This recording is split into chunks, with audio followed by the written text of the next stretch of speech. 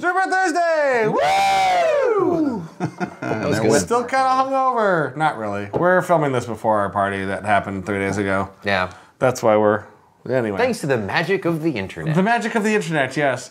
But we did have an awesome party. We did. And we will. It was epic. Assuming we had an awesome party. Yeah, we're guessing. But we're kind of over that now. Whatevs. Party. We have a bunch of RSVPs, but they might not show up. So it could just be us. Could be us. Yeah. Having a massive bottle share with Bill. I would which is be still okay pretty with rad. that. Yeah, we're cool with that.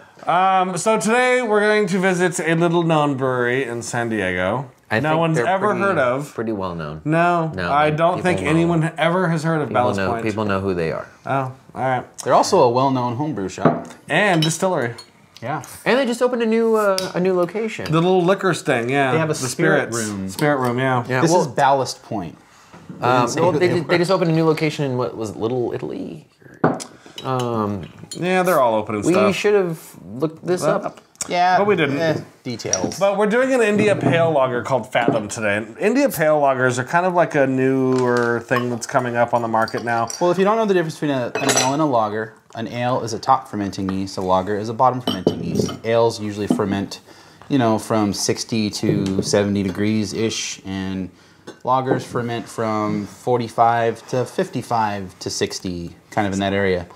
But the thing is, lagers take longer to ferment because they ferment at colder temperatures and need a hell of a lot more yeast. So they're kind of difficult to make.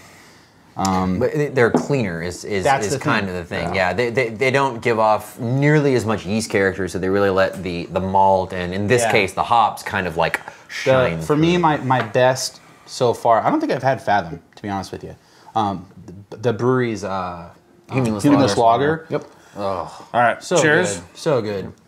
But yeah, that's the key to it. It's a clean yeast. It gets out of the way, and these new ones are basically they're saying if you like IPAs, try this extra clean lager version of an IPA, exactly, which is an IPL. So and they're actually gaining a lot of popularity. I don't think I've heard anybody complain about them. It's delicious. And if there's anything the craft beer community does well, is it complains about things it doesn't like. So. Very vocally, yes. Pine right off the front, like. Big pine. Well, and if this is the same hop schedule as their IPA or Sculpin. It's the IPA, San Diego, right? They say San Diego IPA. Yeah, I don't know. It's just their standard IPA. It's the same profile of a San Diego IPA. Yeah, okay. So it's very well hopped. Yeah, it's not their San Diego IPA. It's of a. So it's going to be. It's a West Coast version of an IPA. Big citrus, not or big eye or not necessarily citrus, but Well, I'm getting pine. I'm getting a lot of grapefruit. Yeah. This is a perfect example of why I like these style of beers because like you said, because the yeast characteristics are so clean and so kind of not involved in the conversation, so to speak. You do really get that exceptional blend of the hop flavor, hop aroma. It's very pure. All of it's very pure. It's such a good experience. I think yeast does play a role on a minor level because you can drink a lager and you're drinking a lager. Lager yeast does have a character to it, but it's when you massively hop something, it's enough to overwhelm that yeast character, and it does get out of the way. So we're not saying that lager yeast is just non-existent. I mean, it's there, and you do get a certain profile from it that I think you have to craft the beer around. Yeah, but it's not nowhere near what you're going to get from. I think. Yeast. Lager yeast is like a quiet conversation, and if you have it in a library, it's very predominant and easy to spot and easy to hear. If you have it at a rock concert, it might as well not be happening. And that's a really good analogy. Okay. You sound surprised. Well done. I am surprised. Every now and then I come up with a good analogy. Not really, no. It's actually very rare, but that So this is a rock concert. This is the rock concert, yeah. Like you said, it's got a lot of big pine. It finishes fairly dry, Yeah, I get a lot of grapefruit pith. Like it's like in a good way though. It's where it's like zesty, but it also has a little bit of like zesty times two. I'm a home brewer. I'm afraid to brew a lager. Or to ferment a lager. It's easy to brew one, but you'll be fine, and you have the equipment to do it now. You need like 5,000 milliliters of yeast for like a 10-gallon. Here's the part of our segment where we all convince John that he's good enough and he's strong enough. No, and thank God, people like him. Yeah, it's gonna be like a, I don't know, phenolic bomb or some weird. Just don't give it to Tyler then. Yeah.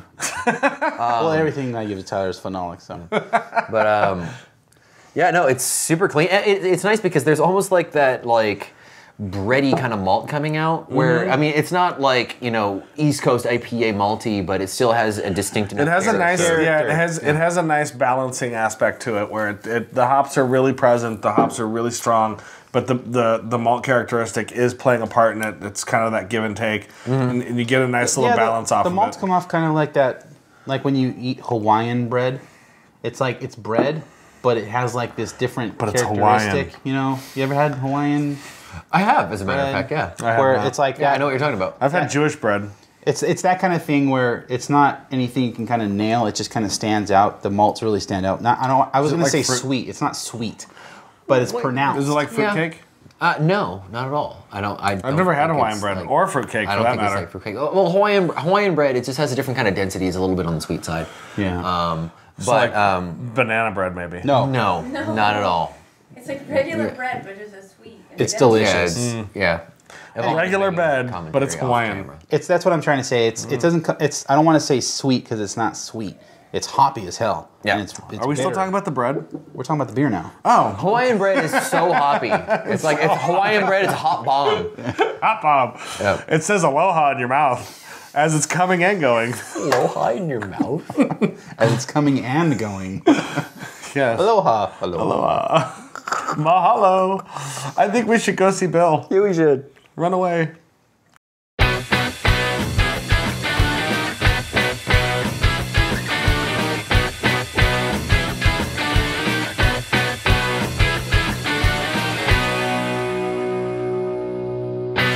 Hey everyone, welcome to another Master Pairing. I'm your host, Bill Sisak. Today, we're tripling up. I got Carlos, the grill master here. What's your website, Carlos? Big G's Barbecue is not the website yet. It's my email, bigggsbarbecue@gmail.com. Right, so but The catering coming. company's Big G's. the catering company is Big G's Barbecue. And I have our own John Holzer from New Brew Thursday. Why, you may ask, is our producer and cameraman on the show this particular episode when we already have Carlos? Because we have a New Brew Thursday beer. And John happens to be the creator of this beer. So would you like to tell us a little bit about this? It's basically smoked porter, low alcohol. It's 5.1%. I brewed it with Carlos. Is this also an Applewood tri-tip smoke? Yep. It's the Same batch. We did a previous Master Pairings Right. with the smoked porter that we did. It's the same beer, but we just threw it in Balcones. I think that's the name of the distillery. And I think they're from Texas. They sell these little 5-gallon oak barrels that they put their whiskey in. American oak. Yeah, and you can buy them on adventuresinhomebrewing.com for like $80 or something like that. But I threw it in one of those barrels, and it was in there for about 5 days. So fairly short time. Well, in homebrew, like we're dealing with 5 gallons as opposed to 31 gallons. So it's definitely being, but what I was going to say is the beer is definitely exposed to the oak, because of the smaller size. So it should be interesting to see how that plays into it. I know the format of this beer. I know what Carlos's food is, so I know it's going to be an exceptional pairing. They're not sure yet. But we'll see. We're going to try the beer for the first time and this food of Carlos's. So, while John's pouring, Carlos, if you would like to tell us a little bit about what you made. Right here we have a onion ciabatta bread. Okay. With tri-tip. Oh, wait. You didn't tell me there was onion in the ciabatta. That's going to throw the whole thing off. No. You ruined it. I'm sorry. I'm going to interrupt for a second. It's perfectly fine. I'm being a smartass. But the thing to remember when you're pairing, always know what your food is first.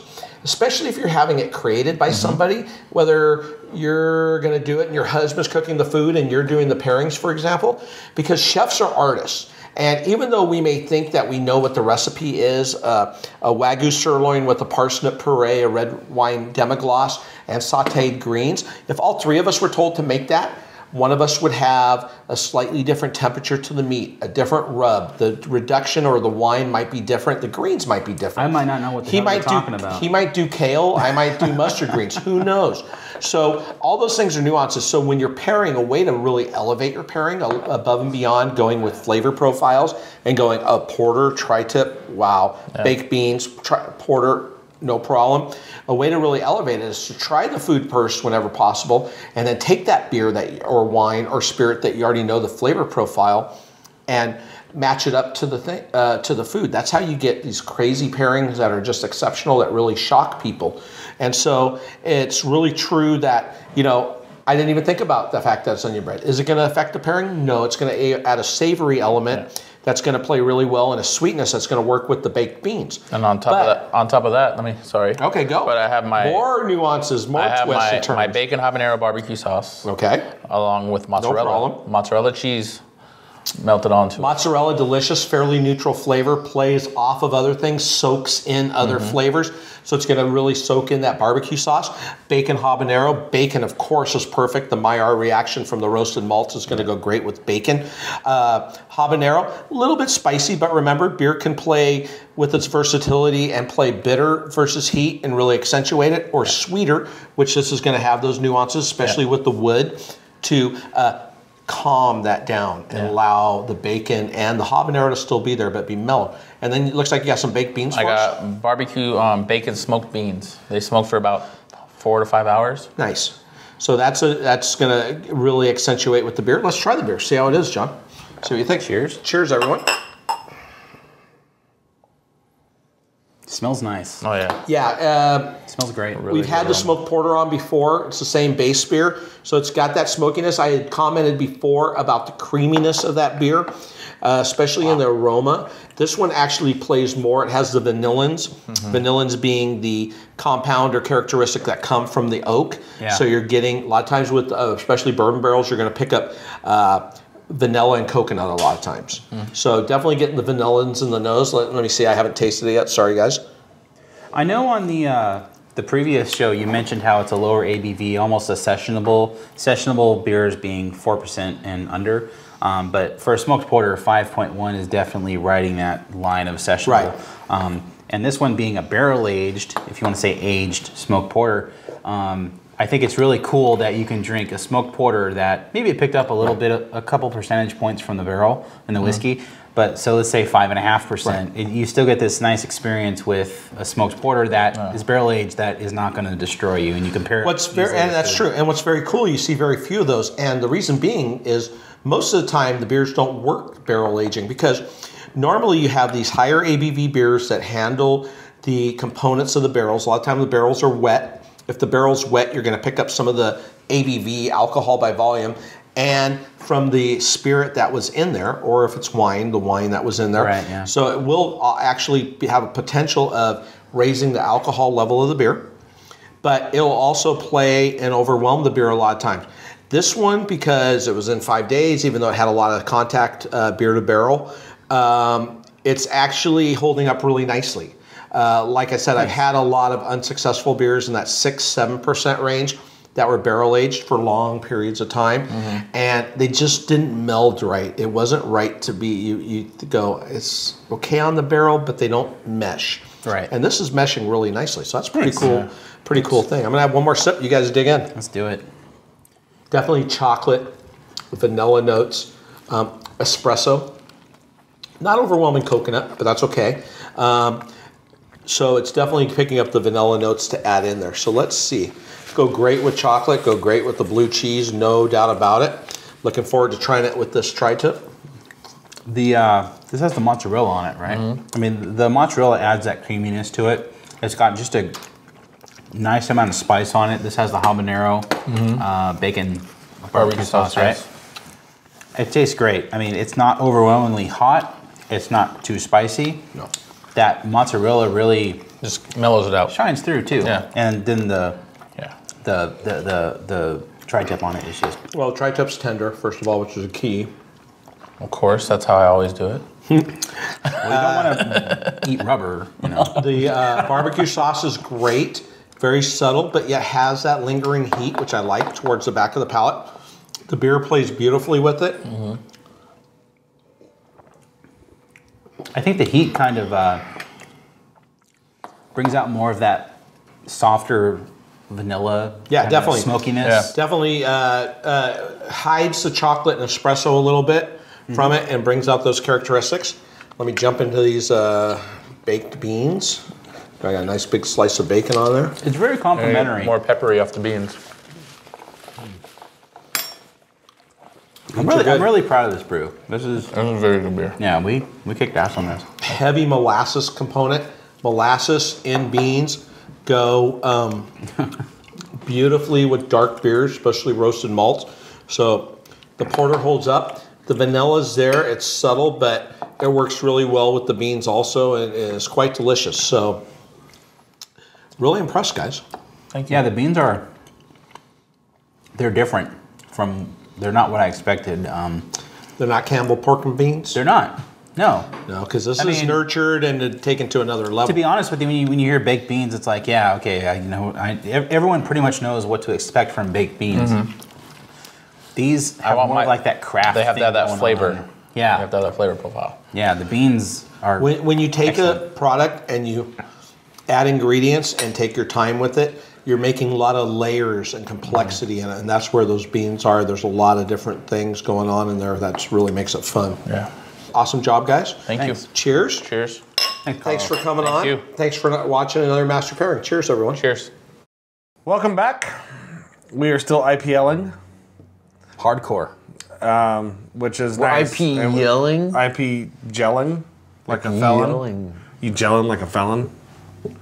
Gelling like Magellan. Gelling like Magellan. I hated those commercials. God, Seriously. who thought of that? Somebody, and I still said it. It's worked. an earworm, yeah. It's an earworm. Shit. This is a delicious beer. So our anniversary party has passed, so you can all breathe a sigh of relief knowing that you will not hear us speak of it again. For a year. Sorry. For a year. But it was amazing. It was. I sure hope so. We still have. But we still have Beachwood coming up on February 24th. It's the 24th. It's the 24th. Colin Firth. And you should have, or you should be quickly, purchasing the raffle tickets because they're supports a good cause. If they haven't sold melanoma out cancer research. Yeah, they're not going to run out. Yeah, they'll sell as many. Well, actually, I do think they do put some limits on it. No, I don't think so. There was one dude that bought a bunch, and remember there was one guy Yeah, that's that true. won Why would they put a limit on it? I remember that. You were like, this It's 130 pours, and yeah, it is that way. I mean, sometimes people go in there and they drop a few $100s and they walk But out. the money I mean, it goes Yeah. to charity, so. Yeah. And, they have a 6-pack of Pliny after they're done. But it's a fantastic event. You can watch us live on the 24th while you're sitting at work. The 20 Colin Firth. Or you can check their PDF on the website to see if you won. Yeah. Isn't President's Day always on a Monday? It is, but it's the 17th, not the 24th. Oh. Not the 20 Colin Firth. So we get 2-3-day weekends. Are you sure about that? I am 100% positive. Okay. So.